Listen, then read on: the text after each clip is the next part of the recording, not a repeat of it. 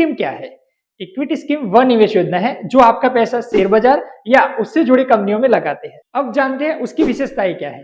Long term में capital gain का benefit ले सकते हैं, शॉर्ट टर्म में वॉलिटिलिटी पॉसिबल है, हाई रिस्क है लेकिन हाई रिटर्न की संभावना बनती है और लंबी अवधि के निवेशकों के लिए बेस्ट है। सेबी के अनुसार इक्विटी फंड की श्रेणियां, मल्टी कैप फंड सभी कैप श्रेणियों में निवेश, फ्लेक्सी कैप फंड किसी भी साइज की कंपनियों में फ्लेक्सिबिलिटी, लार्ज कैप फंड देश की सबसे बड़ी कंपनियों में निवेश, large and mid cap fund large और मिड कैप में संतुलन, मिड कैप फंड उभरती मध्यम कंपनियों में निवेश, स्मॉल कैप फंड तेजी से बढ़ती छोटी कंपनियों में निवेश।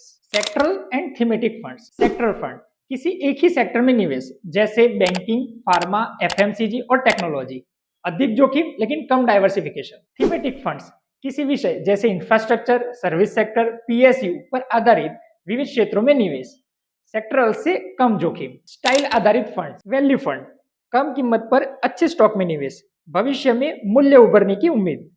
ग्रोथ फंड तेजी से बढ़ती कंपनियों में निवेश जो मार्केट से बेहतर प्रदर्शन करे। कॉन्ट्रा फंड बाजार की भीड़ से अलग सोच, जिन कंपनियों पर सबने भरोसा खोया है उनमें निवेश। एक एएमसी एक समय में या तो कॉन्ट्रा फंड या वैल्यू फंड ही चला सकती है। ईएलएसएस कम से कम 80% निवेश इक्विटी में, 3 साल का लॉक इन, सबसे छोटा टैक्स सेविंग टेन्योर, धारा 80C के तहत 1.5 लाख तक का टैक्स बेनिफिट। निवेश से पहले योजना से जुड़े सभी दस्तावेज ध्यान से पढ़ें। म्यूचुअल फंड बाजार जोखिमों के अधीन है।